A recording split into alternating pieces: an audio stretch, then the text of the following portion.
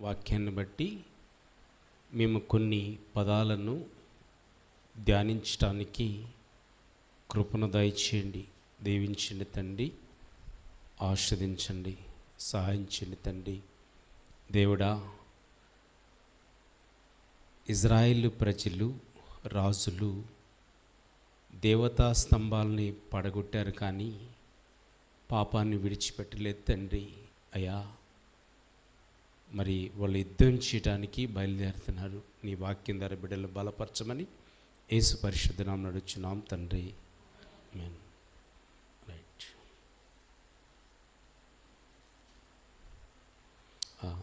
దేవునికి స్తోత్రాలండి. అలాగే కూడా వచ్చిన మీ అందరికీ హృదయపూర్వక వందనాలు. అందరికీ వందనాలండి. శక్తి అయిపోయిందా? ఉందా లేదా? 3:3 చదవండి ఒకసారి. ఇశ్రాయేలు వారు పాపము చేయుటకు కారకుడు నెబోతు కుమారుడైన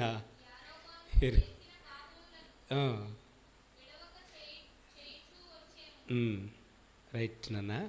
హల్లెలూయా. ఈ విన్న వాక్యంలో మీరు చక్క అద్భుతమైన మాటలు ఉన్నాయి. పూర్వము తన తల్లిదండ్రులు ఏం చేసేవాళ్ళంటే బయలుదేవతని ఆరాధించేవాళ్ళు, బలిపీఠాలు కట్టేవాళ్ళు, బయలుదేవతని ఆరాధించేవాళ్ళు. కానీ ఇప్పుడున్న రాజులు బలిపీఠాలని పడదోసేశారు, దేవతా స్తంభాలని ఏం చేశారమ్మా? పడదోసేశారు. వాటిని కూడా ఆరాధించట్లేదు. అయితే గమనించండి, బలిపీఠాలను అయితే పడదోశారు, దేవతా స్తంభాలను అయితే పడదోశారు, కానీ పాపము చేయటం మానలేదంట. ఏం మానలేదంట అండి? మనకి చాలామంది మీతో ఒక డైలాగ్ వాడతారు. ఏంటో ఆ డైలాగ్ చెప్పమంటారా? మేము ప్రార్థన వాళ్ళమే. ఏమంటారు? మేము కూడా ప్రార్థనలు. కానీ వాళ్ళకున్న అలవాట్లు మానరు, వాళ్ళకున్న వ్యసనాలని మానరు. మీరు ప్రార్థనేనా? పద్మ, రమణ, చెల్లి చెప్పండి. మరేమో మీరు ప్రార్థనేనా? నేను ప్రార్థనే. కానీ వాళ్ళకున్న అలవాట్లు మారరు. ఇది ఎక్కడ గోలండి? ఇది ఎక్కడ సమస్య అండి? కానీ బలిపీఠాలు పడగొట్టారంట, దేవతా స్తంభాలు పడగొట్టారంట, కానీ పాపం చేయటము మానలేదంట. అయితే గమనించండి, పరిశుద్ధాత్మ దేవుడు స్పష్టంగా మరి ఆ ఇజ్రాయేలీలు మోయాబీలు యుద్ధం చేయాల్సి వచ్చింది. యుద్ధము ఎవరిదండి? యెహోవాదే. అంటే యెహోవాదంటే ఊరికే ఇచ్చేస్తాడు. పాపం చేసిన యెహోవాదేనంటారా? మన పక్షాన వాద్యమాడి గెలిపిస్తాడా? గెలిపించడండి. అయితే చూడండి, ఈ పగటి వేళ సమయంలో మనకే ఈ వాక్యము, మనకే ఈ ప్రవచనము, మన కుటుంబానికే. యుద్ధము యెహోవాదే. పాపం చేస్తే వర్ధిల్లారు. పాపం చేస్తే మన కుటుంబంలో ఉన్న ఇబ్బందులు, ఇరుకులు, శాపాలు అవన్నీ తొలగిపోవు. మన అప్పు తీరదు. లోక సంబంధమైన ఆచారాలు మనలోంచి విడిచిపెట్టబడవు. పాపం వల్ల వచ్చి జీతము మరణము. ఉపయోగమేమీ లేదు, ప్రయోజనమేమీ లేదు. ఎలా? ఇజ్రాయేలు రాజులు అనేక మంది ఉన్నారు. ఎంతమంది ఉన్నారు ఇక్కడ బైబిల్లో? ఇప్పుడు మనం చదివిన దాంట్లో 3 రాజులు ఉన్నారంట. ఎంతమందినమ్మా? 3 రాజులు ఉన్నారు.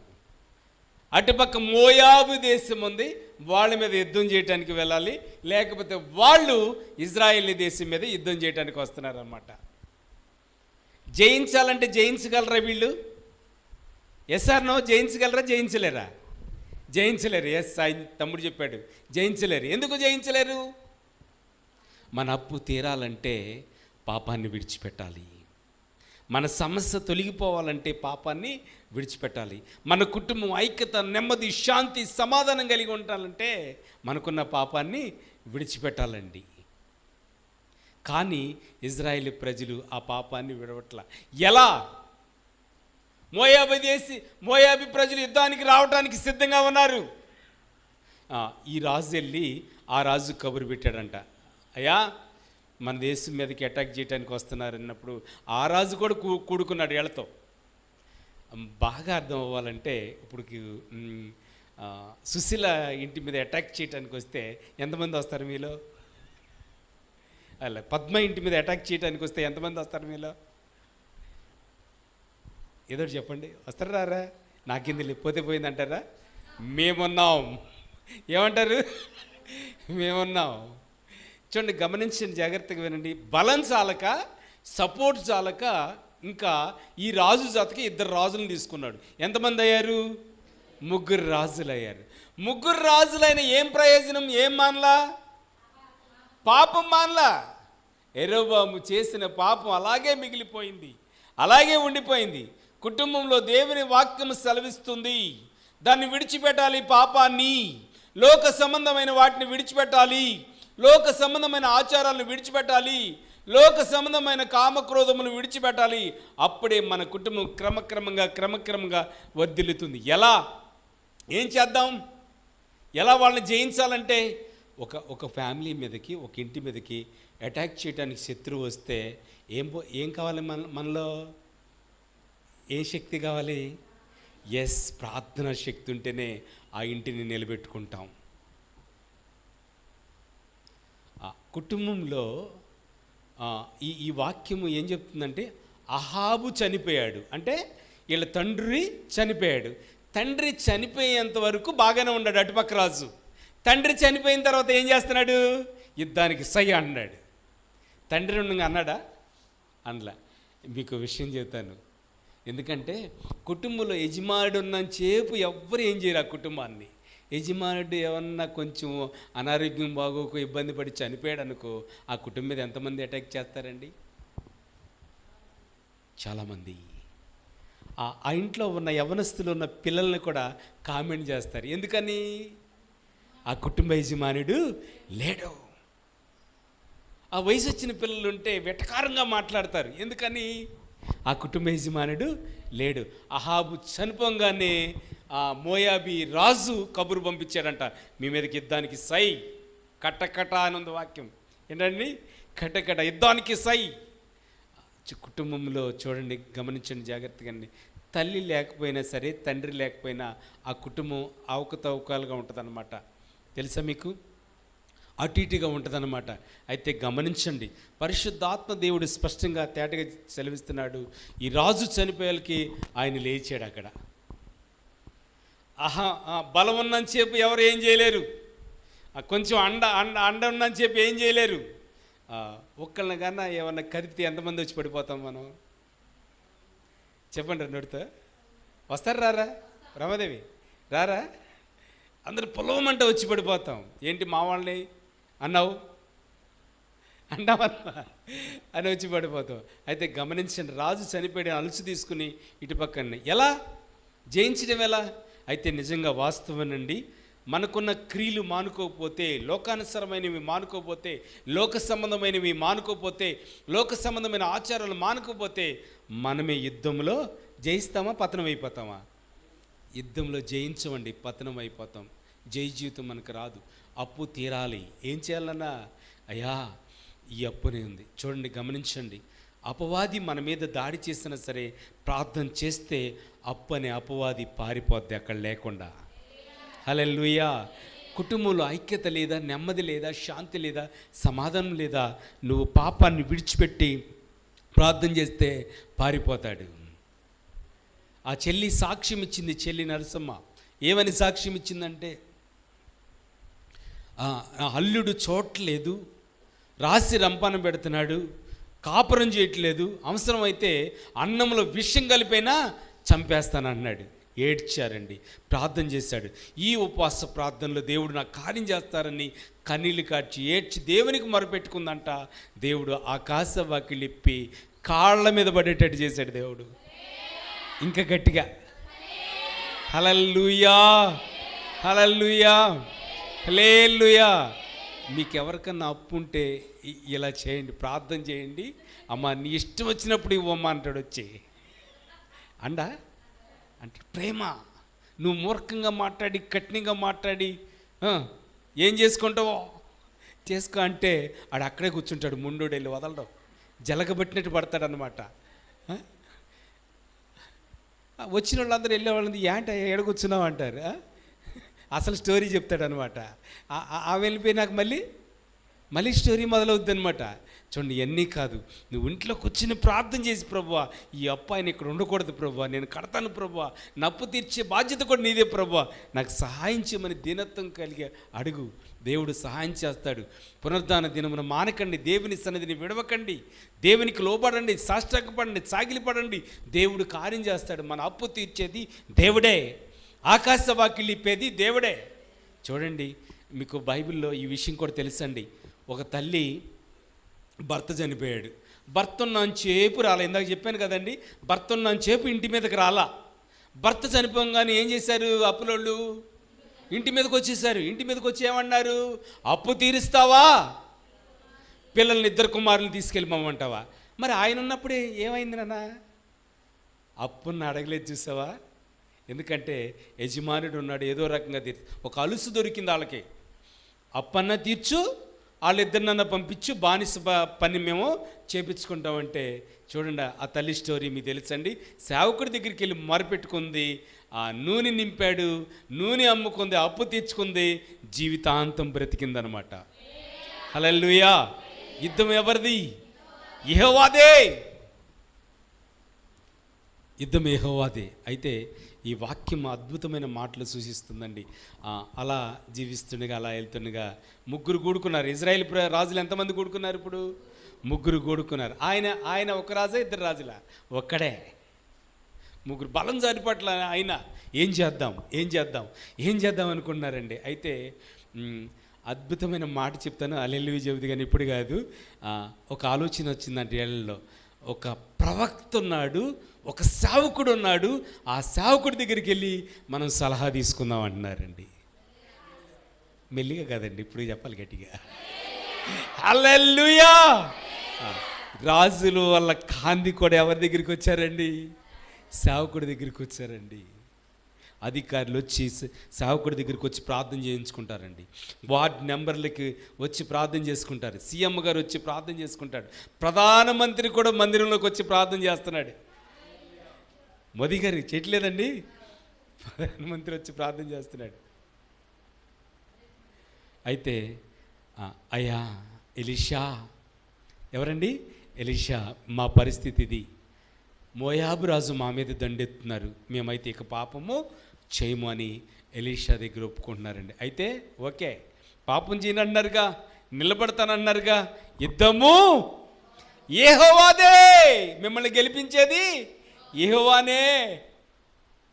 మీ కుటుంబాలని గెలిపించాలంటే, మీ వ్యాపారాన్ని గెలిపించాలంటే, మీ చేతి పనిని గెలిపించాలంటే, మీ భూ పంటని గెలిపించాలంటే, మీకు ఆయుష్, ఆరోగ్యము, నెమ్మది, శాంతి, సమాధానము ఇవ్వాలంటే యుద్ధము యెహోవాదే. అయితే రెడీగా ఉన్నారు, నేను చూసుకుంటాను, నేను ప్రార్థన చేస్తాను, మీలో ఒక్కడిని నేను అభిషేకిస్తాను, ఏం కాదు, నిబ్బరం కలిగి ఉండండి, ధైర్యంగా ఉండండి, నేను మీకోసం ప్రార్థన చేస్తాను, మీరు వెళ్ళండి, మోయాబుల్ని ఓడిస్తారు, పారిపోతారని చెప్పినప్పుడు చక్కగా ధైర్యంగా ఉన్నారండి. హెచ్చరికలు చేశాడు. నీళ్లు కావాలి కాబట్టి ఆ లోయల్లో బావులు తీసుకోండి, చక్కగా మీ జంతువులకి, మీ పశువులకి వాటర్ కావాలి కదా, అన్నీ ఏర్పాట్లు చేసుకోమని సేవకుడు చెప్పాడు. చక్కగా సిద్ధపరచుకున్నారు, నీళ్ళకి గోతులు తీసుకున్నారు, చక్కగా ఉన్నారు. శత్రువులు వీళ్ళ మీదకి రానే వచ్చేస్తున్నారు యుద్ధం చేయడానికి. అప్పటికి భయం వేస్తుంది వీళ్ళకి, మనల్ని చంపేస్తారేమని. అయితే గమనించండి, ఒక కాలువ ఉందండి, ఒక కాలువ ఉంది. ఆ కాలువ 23వ వచనం ఒకసారి చదవనన్నా, అద్భుతమైన మాట.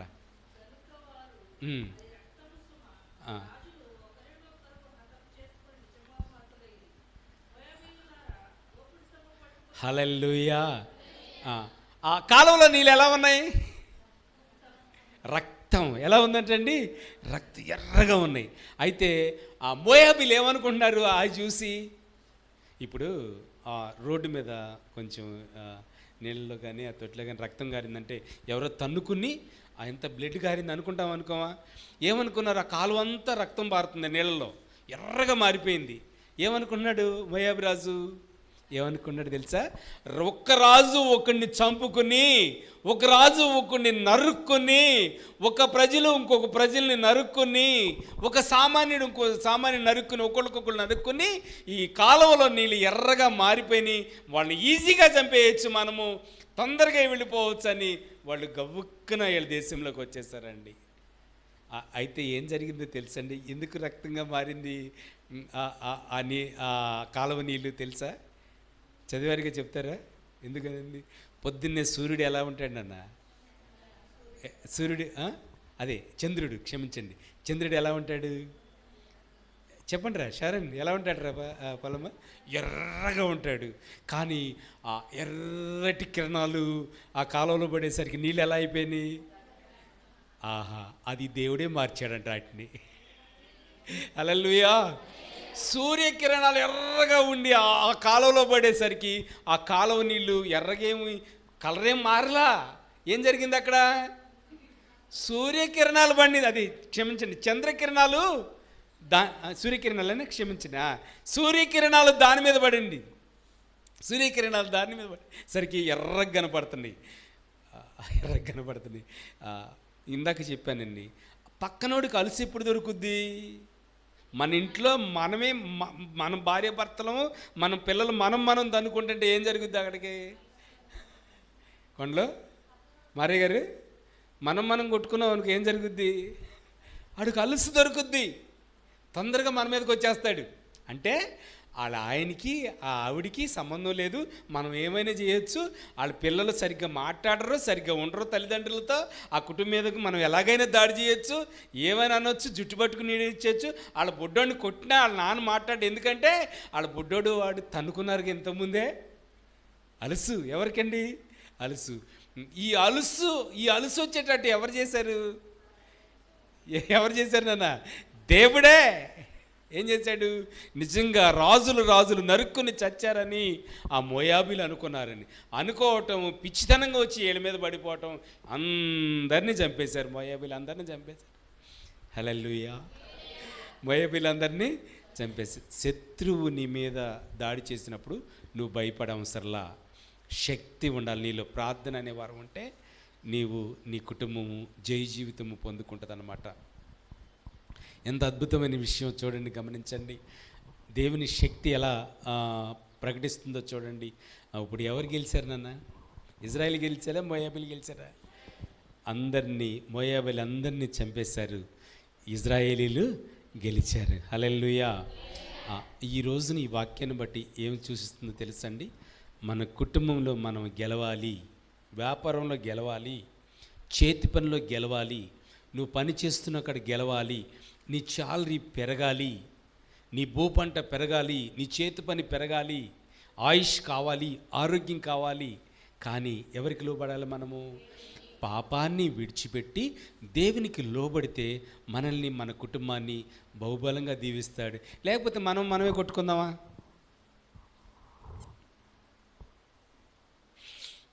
చెప్పండి రా చెల్లి, మనమే కొట్టుకుందాం.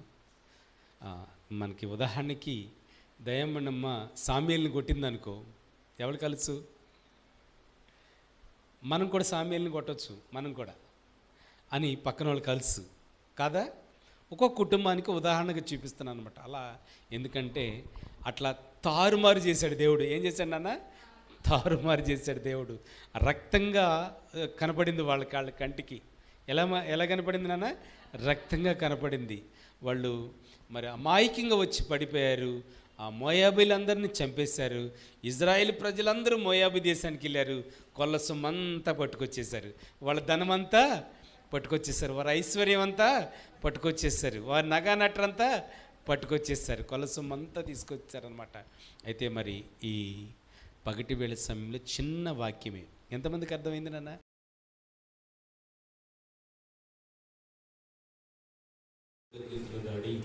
అయ్యా శరీరం తీసుకుని డాడీ కృతజ్ఞతలు తెలియపరుస్తున్నాను. యేసయ్యా కృతజ్ఞతలయ్యా.